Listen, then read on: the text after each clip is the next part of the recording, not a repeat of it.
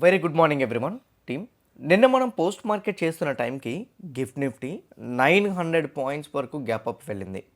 నిన్న post market release చేసిన కొంత టైంకి ఒకనొక టైంలో గిఫ్ట్ నిఫ్టీ 1000 పాయింట్స్ హిట్ చేయడం కూడా ట్రై చేసింది. డౌ జోన్స్ అయితే 1300 పాయింట్ల వరకు పాజిటివ్ సైడ్ వెళ్ళింది. కానీ ఏదైతే పాజిటివ్ సైడ్ మొమెంటం వచ్చిందో అదంతా కూడా స్లోగా డౌన్ఫాల్ రావడం స్టార్ట్ అయింది. మళ్ళీ క్రూడ్ ప్రైస్ అయితే మాత్రం స్పైక్ అవుతుంది. మళ్ళీ ఇక్కడ చూడండి, క్రూడ్ ఆల్మోస్ట్ 4% పెరిగింది. సో అండ్ గోల్డ్ 2% పడింది, సిల్వర్ 3% పడింది. అండ్ యూఎస్డిఐఎన్ఆర్ పరంగా చూస్తే ఇండియన్ రూపీ 92.5కి వెళ్ళింది, ఇప్పుడు 93.5కి వచ్చేసింది. అసలు ఏం జరుగుతుంది? డౌ జోన్స్ మళ్ళీ కరెక్షన్ అవుతుంది, నాస్డాక్ మళ్ళీ కరెక్షన్ అవుతుంది, గిఫ్ట్ నిఫ్టీ కేవలం 360 పాయింట్స్ మాత్రమే గ్యాప్ డౌన్ చూపెడుతుంది. అసలు ఏం జరుగుతుంది? నిన్న ఈవినింగ్ మనం పోస్ట్ మార్కెట్ చేసిన తర్వాత నుంచి ఎలాంటి కైండ్ ఆఫ్ స్టేట్మెంట్స్ వచ్చినాయి అండ్ ఆ స్టేట్మెంట్స్ మీద ఎట్లాంటి కైండ్ ఆఫ్ అప్డేట్స్ ఉన్నాయి అండ్ అలానే నెక్స్ట్ మన మార్కెట్స్ ఈరోజు ఓపెన్ అయిన తర్వాత ఏం జరగడానికి ప్రాబబిలిటీస్ ఉన్నాయి, మళ్ళీ మార్కెట్ పడుతుందా, ఈరోజు ఎక్స్పైరీ కూడా ఉంది, ఆ ఎక్స్పైరీ అప్డేట్, రేపు కూడా ఎక్స్పైరీ ఉంది, కంటిన్యూస్గా 2 ఎక్స్పైరీస్ ఉన్నాయి ఎందుకంటే థర్స్డే మన మార్కెట్ హాలిడే కాబట్టి. సో వీటన్నిటి గురించి డిస్కస్ చేద్దాం. వీడియో ఎండింగ్ వరకు చూడండి. నేను మీకు అడిగేది ఒకటే, వీడియో చూస్తునేటప్పుడు ఏ పాయింట్ ఆఫ్ వ్యూలో అయినా కానీ నేను మా టీం మీకు ఎఫర్ట్స్ పెట్టామని అనిపిస్తే డెఫినెట్గా వీడియోని లైక్ చేయండి. ఛానల్ ఇంకా సబ్స్క్రైబ్ చేసుకోకుండా వీడియో చూస్తూ ఉంటే ఛానల్ కూడా సబ్స్క్రైబ్ చేసుకోండి. నా first one, last night US మార్కెట్స్లో యాక్చువల్గా మార్కెట్స్ ఎట్లా క్లోజ్ అయ్యాయన్న దాని గురించి మాట్లాడదాం. లాస్ట్ నైట్ యూఎస్ మార్కెట్స్లో Dow Jones 631 points positive side momentum ఇచ్చింది. నాస్డాక్ 1.38% అయితే పాజిటివ్ సైడ్ వెళ్ళింది. స్మాల్ క్యాప్ 2000 అయితే 2.22. కానీ ఇక్కడ చిన్న పాయింట్ ఏంటో తెలుసా? స్మాల్ క్యాప్ S&P 500 విక్స్ 2.35% మాత్రమే నెగిటివ్ సైడ్ వచ్చింది. అంటే యూజువల్గా మార్కెట్స్ పాజిటివ్ సైడ్ టర్న్ అవుతున్నాయి అనేటప్పుడు విక్స్ హెవీ వేలో క్రాష్ అవుతుంది. కానీ ఇక్కడ మార్కెట్స్ పాజిటివ్ సైడ్ టర్న్ అయినా విక్స్ అనేది పెద్దగా నెగిటివ్ సైడ్ రాలేదు. దీని రీజన్ ఏంటో తెలుసా? ఇప్పటికీ కూడా అన్సర్టెనిటీస్ ఉన్నాయని విక్స్ బిలీవ్ చేస్తుంది. సో ఎక్కడైనా విక్స్ ఒకలాగే ట్రేడ్ అవుతుందండి. ఓకే, సో విక్స్ అక్కడ కరెక్షన్ అవ్వలేదంటే మార్కెట్స్లో వచ్చిన పాజిటివ్ మూమెంటం అంత ఫాస్ట్గా మనం ట్రస్ట్ చేయలేమని ఫస్ట్ ఇక్కడ విక్సే చెప్పేస్తుంది. సెకండ్ వన్, యూరోపియన్ మార్కెట్స్ అన్నీ పాజిటివ్గానే క్లోజ్ అయినాయి. కరెంట్లీ ఏషియన్ మార్కెట్స్ అన్నీ కూడా నిజంగానే మార్కెట్స్ అన్నీ పాజిటివ్ సైడ్ టర్న్ అయిపోతే ఏషియన్ మార్కెట్స్ కూడా జపాన్ మార్కెట్ అయితే 14% కరెక్షన్ అయింది లాస్ట్ 10 డేస్లో. అవి కూడా పాజిటివ్ సైడ్ టర్న్ అయిపోవాలి. కానీ చూస్తే కేవలం 0.51% మాత్రమే పాజిటివ్లో ట్రేడ్ అవుతుంది. బిగ్ పాజిటివ్ మూమెంటం ఎక్కడ కూడా ఏషియన్ మార్కెట్లో కనిపించట్లే. ఓకే, పక్కన పెడదాం. నెక్స్ట్ వచ్చేసరికి ఇండెక్స్ ఫ్యూచర్స్లోకి వెళ్దాం. ఓకే, ఇక్కడ 600 పాయింట్స్ డౌ జోన్స్ పాజిటివ్ కదా. ఇప్పుడు ప్రెజెంట్ రైట్ నో చూడండి, నాస్డాక్ ఫ్యూచర్స్ ఏమో అండ్ డౌ జోన్స్ ఫ్యూచర్స్ ఏమో ఇక్కడ 230 points Dow Jones futures negative, Nasdaq futures -150 points negative. European markets అన్నీ నెగిటివ్లో ట్రేడ్ అవుతున్నాయి. గిఫ్ట్ నిఫ్టీ ఈరోజు మార్నింగ్ ఓపెన్ అయిన తర్వాత 370 పాయింట్లు అప్రాక్సిమేట్లీ నెగిటివ్ సైడ్ కరెక్షన్ వచ్చింది. ఒకనొక స్టేజ్లో 23,157 వరకు వెళ్ళిన గిఫ్ట్ నిఫ్టీ ఇప్పుడు కేవలం 23,850, అంటే 300 పాయింట్లకు డ్రాప్ అయిపోయింది ఆ హై నుంచి. ఇప్పుడు ఎస్టర్డే మనం క్లోజ్ అయిన దాని ప్రకారంగా చూస్తే 22,496, రౌండ్ ఫిగర్ 500 అనుకుందాం. 500 అంటే ఇప్పుడు 22,856, 360 పాయింట్స్ మాత్రమే గ్యాప్ అప్ ఓపెనింగ్ కనపడుతుంది. కరెంట్లీ మార్కెట్స్లో కేవలం 360 పాయింట్స్ గ్యాప్ అప్ అనేది చాలా చాలా చాలా చాలా వీకెస్ట్ గ్యాప్ అప్ ఓపెనింగ్. ఎందుకంటే నిన్న 900 పాయింట్ల గ్యాప్ అప్ నుంచి ఈరోజు 300 పాయింట్ల గ్యాప్ అప్ వచ్చేసిందంటే చాలా తక్కువ. ఇట్లా డౌట్ వచ్చినప్పుడు ఏడిఆర్స్ని చూడండి. ఏడిఆర్స్ అంటే మన ఇండియన్ స్టాక్స్ అమెరికాలో ట్రేడ్ అయినవి. నైట్ మన ఇండియన్ స్టాక్స్ అమెరికాలో ట్రేడ్ అయినవి. ఇన్ఫోసిస్ కేవలం 1% మాత్రమే పాజిటివ్ సైడ్ టర్న్ అయినట్టు చూపెడుతుంది. ICICI bank 1.42, Wipro 0.47, HDFC bank అయితే అసలు ఏం లేదు కూడా. అయితే 3% నెగిటివ్ సైడ్ వెళ్ళాల్సింది కంప్లీట్గా రికవరీ అయ్యి ఫ్లాట్లో క్లోజ్ అయింది అని మీరు అనొచ్చు. బట్ పాయింట్ ఏంటంటే ఇప్పుడు present right now ADRs close అయింది న్యూట్రల్ క్లోజ్ కాబట్టి ఆ రికవరీ అయింది మాత్రమే రియాక్ట్ అవ్వచ్చు. అందువల్ల గిఫ్ట్ నిఫ్టీ 350 పాయింట్లు చూపెడుతుంది. అసలు ఎందుకు గ్లోబల్ మార్కెట్ సడన్గా నెగిటివ్ సైడ్ టర్న్ అయినాయి? మళ్ళీ కూడా గిఫ్ట్ నిఫ్టీ ఎందుకు గ్యాప్ అప్ అనేది నార్మల్గా వచ్చేసింది? అండ్ ఇండియన్ రూపీ 93.457కి మళ్ళీ ఎందుకు వచ్చింది అంటే ఆల్మోస్ట్ 94.2 నిన్న ఈవినింగ్ ఉండేది. అంటే మన మార్కెట్ క్లోజ్ అవుతున్న టైంకి 92.5కి వెళ్ళింది, మళ్ళీ ఇప్పుడు 93.5కి వచ్చేసింది. ఎందుకు అట్లా జరిగింది? తర్వాత కమోడిటీస్లో క్రూడ్ మళ్ళీ కూడా 100 రీచ్ అవుతుంది అండ్ క్రూడ్ ఆయిల్ WTI కూడా 92కి రీచ్ అవుతుంది. గోల్డ్ మళ్ళీ 2% పడింది, సిల్వర్ మళ్ళీ 4% డిక్లైన్ వచ్చింది. గోల్డ్ అండ్ సిల్వర్ మళ్ళీ డిక్లైన్ అవ్వడం స్టార్ట్ అయినాయి. అసలు ఏం జరిగింది క్లియర్గా చెప్తాను నేను మీకు. ట్రంప్ వచ్చేసరికి నిన్న ఇది మనం పోస్ట్ మార్కెట్ రికార్డ్ చేసిన టైంకి ఇచ్చిన పోస్ట్. నేను ఇరాన్తో గత 3 రోజుల నుంచి టచ్లో ఉన్నాను. ఇరాన్ ఇప్పుడు ప్రెజెంట్ రైట్ నో పీస్ డీల్కి రెడీగా ఉంది. అయితే 5 రోజులు వాళ్ళ రిక్వెస్ట్ పరంగా నేను 5 రోజులు మిలిటరీ ఆపరేషన్స్ని ఆపేస్తున్నాను. వాళ్ళ పవర్ ప్లాంట్స్ మీద కానీ ఎనర్జీ ఇన్ఫ్రాస్ట్రక్చర్స్ మీద కానీ నెక్స్ట్ 5 రోజులు మేము అటాక్ చేయబోము. ఈ 5 రోజులు సామరస్యంగా అంటే అంత పాజిటివ్ వేలో కానీ డిస్కషన్ జరిగితే పూర్తిగా యుద్ధం ఆపేస్తాం. ఒకవేళ జరగలేదనుకోండి డెఫినెట్గా యుద్ధాన్ని మళ్ళీ ప్రారంభిస్తాము, మళ్ళీ అటాక్స్ కంటిన్యూ అవుతాయని ట్రంప్ స్టేట్మెంట్ చేశారు. ట్రంప్ ఇచ్చిన స్టేట్మెంట్స్కి ఆ తర్వాత ఒక మీడియాలో కొన్ని క్వశ్చన్స్ వచ్చినాయి. ఎందుకు ఈ క్వశ్చన్స్ వచ్చినాయి అనేది కూడా నేను మీకు చెప్తాను. ట్రంప్ ఈ క్వశ్చన్స్ ఎందుకు వచ్చాయంటే ఇరాన్ వాళ్ళు ఒకటి స్టేట్మెంట్ చేశారు. అదేంటంటే మాతో ఇప్పటివరకు ఎవరూ కూడా నెగోషియేషన్స్ చేయలేదు. ఓకే, మాతోటి యుద్ధం ఆపుదామని ఎవరూ మాట్లాడలేదు కూడా. అండ్ మోర్ ఓవర్ ఇంకోటి ఏంటంటే మేము యుద్ధం ఆపడానికి సిద్ధంగా లేము, మేము యూఎస్తో డిస్కస్ చేయడానికి అసలు రెడీగానే లేము, మాతో ఎవరు కాంటాక్ట్ కూడా అవ్వలేదని చెప్పి ఇరాన్ వాళ్ళు అఫీషియల్గా స్టేట్మెంట్ ఇచ్చారు. దీని తర్వాత మళ్ళీ వెంటనే ట్రంప్ దగ్గరికి ప్రెస్ రిపోర్టర్ వెళ్ళారు. వెళ్ళి అదేంటి సార్ మీరు యుద్ధం ఆపడానికి ఇద్దరి మధ్య డిస్కషన్ అయిందని చెప్తున్నారు, సేమ్ టైం వచ్చేసరికి 5 రోజులు నేను ఎనర్జీ మీద వాళ్ళ ఎనర్జీ ఇన్ఫ్రాస్ట్రక్చర్స్ మీద పవర్ ప్లాంట్స్ మీద అటాక్ చేయమని చెప్పారు, అసలు ఏంటి అని చెప్తే అండ్ దీంతోపాటు ఇంకో క్వశ్చన్ కూడా వాళ్ళు అడిగారు.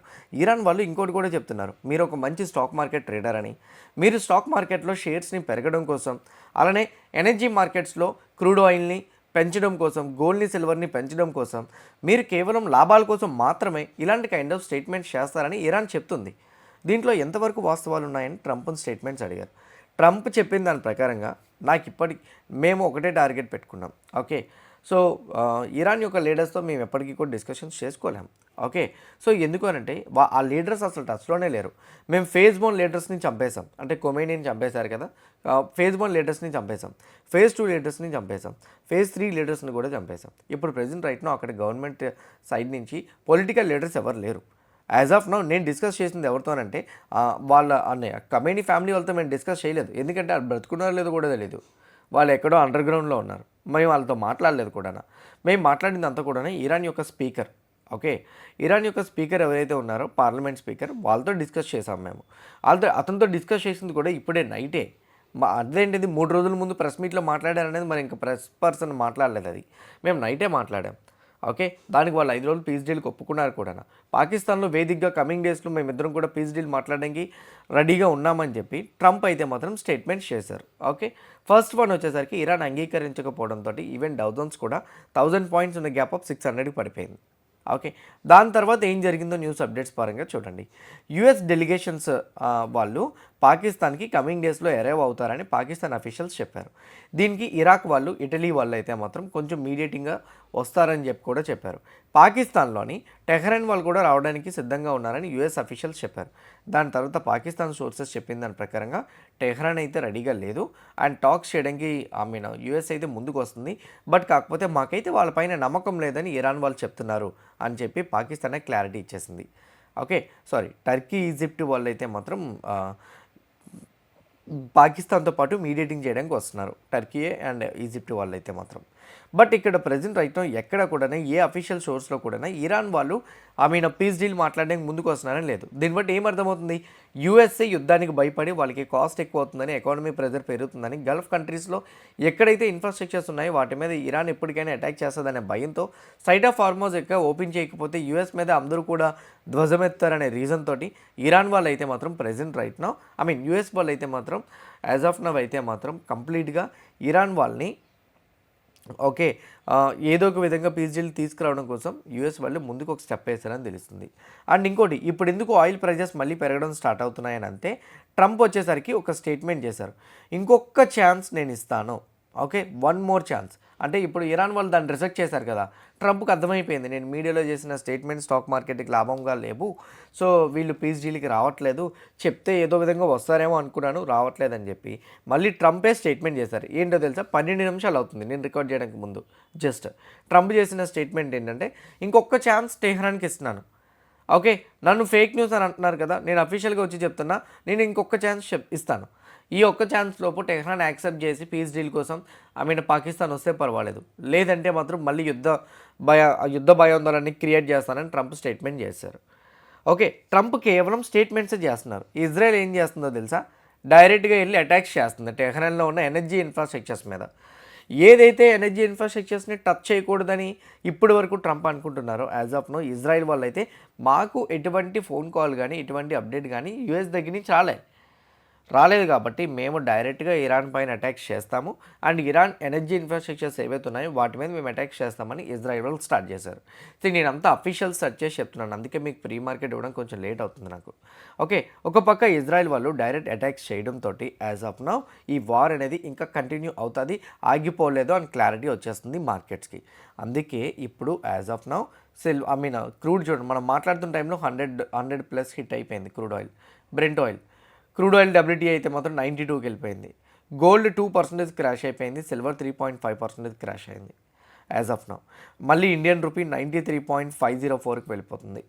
ఓకే, రూపీ వీక్ అవుతుంది. వీటన్నిటి వల్ల FIS ఒక సెల్లింగ్ నెంబర్ మళ్ళీ కంటిన్యూ అవుతుంది అనేది నా ఒపీనియన్.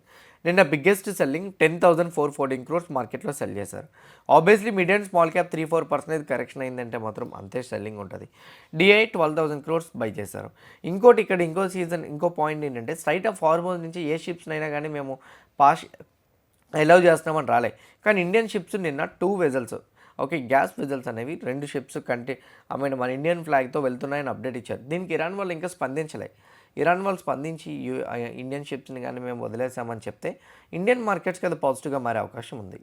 నా దీన్ని బట్టి ఈరోజు ఎక్స్పైరీ ఎలా ఉండొచ్చు, బికాజ్ ఈరోజు నిఫ్టీ ఎక్స్పైరీ కదా, ఏ విధంగా నిఫ్టీ ఉండే ప్రాబబిలిటీస్ ఉన్నాయి అంటే ఎట్లా మనం చూడొచ్చు, వాటి గురించి ఫస్ట్ డిస్కషన్లోకి వెళ్దాం. నిఫ్టీ నిన్న 2.6% డ్రాప్ అయింది. Important support level already break అయిపోయింది. ఇప్పుడు రైట్ నా అది రెసిస్టెన్స్. పోనీ మార్కెట్స్లో రికవరీ వస్తుంది, ట్రంప్ స్టేట్మెంట్స్ నిజంగానే మార్కెట్ని బూస్టప్ చేస్తుందని మీకు అనిపించిందని అనుకోండి. 22,935 యాజ్ ఆఫ్ నా ఉన్న నిఫ్టీకి ఉన్న రెసిస్టెన్స్ లెవెల్, ఇది బ్రేక్ అయితేనే మార్కెట్స్ ట్రంప్ చేసిన స్టేట్మెంట్స్కి రియాక్ట్ అయినాయని అనుకోండి. ఈ 22,953 లెవెల్ కానీ బ్రేక్ అవ్వకపోతే ఎస్టర్డే హైలో మార్క్ చేసుకోండి. ఈ హైలో మధ్యలోనే ఈరోజు మార్కెట్ ఉంటుంది.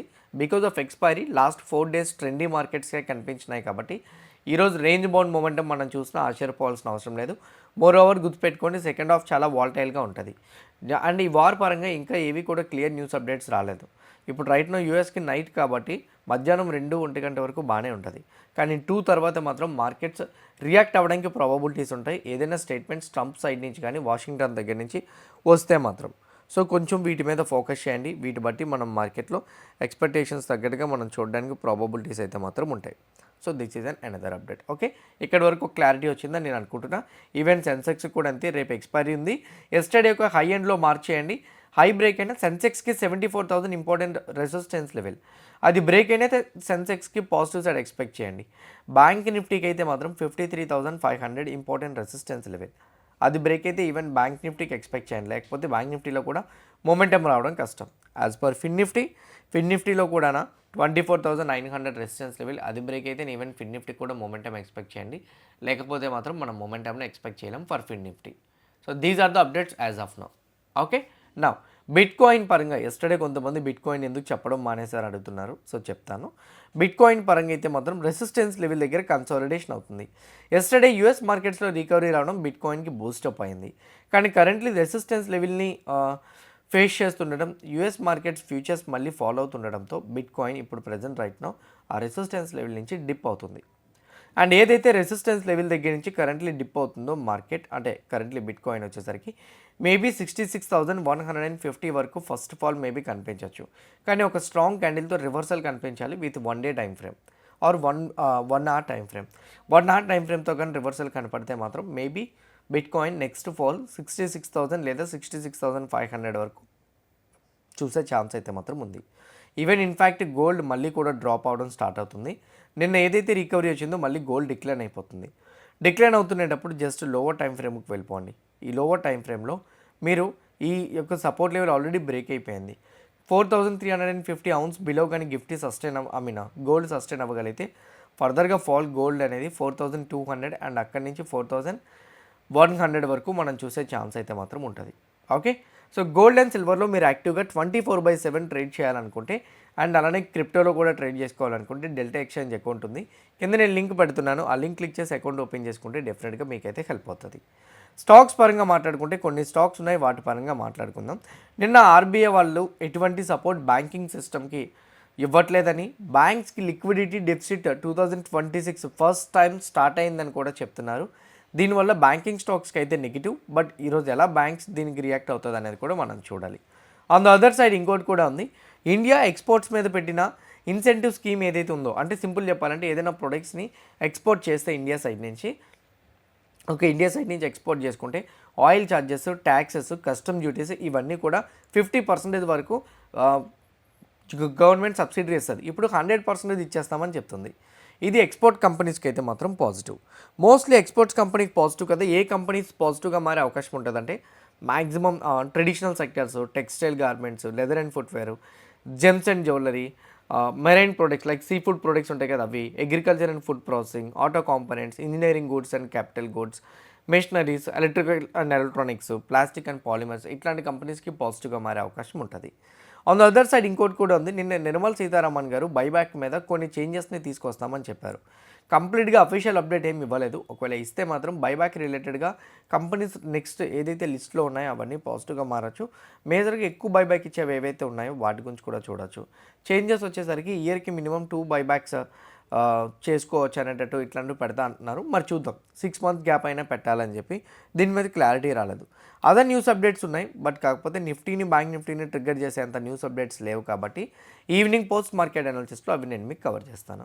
ఈచ్ అండ్ ఎవ్రీథింగ్ మీకు హెల్ప్ అయింది అనుకుంటే, ఎఫర్ట్స్ మీకు పెట్టారనేది నిజంగానే అనిపిస్తే, ఇన్ఫర్మేషన్ కూడా గ్యాదర్ చేసింది మీకు వర్త్ అనిపిస్తే డెఫినెట్గా వీడియోని లైక్ చేసి ఛానల్ సబ్స్క్రైబ్ చేయడం మర్చిపోవద్దు. ఇదే వీడియో మీ ఫ్రెండ్స్ ఆర్ మీ రిలేటివ్ షేర్ చేస్తే హెల్ప్ అవుతుంది అనుకుంటే వాళ్ళు కూడా షేర్ చేయండి. See all today evening at 5 PM in post market analysis. All the best everyone. Bye bye.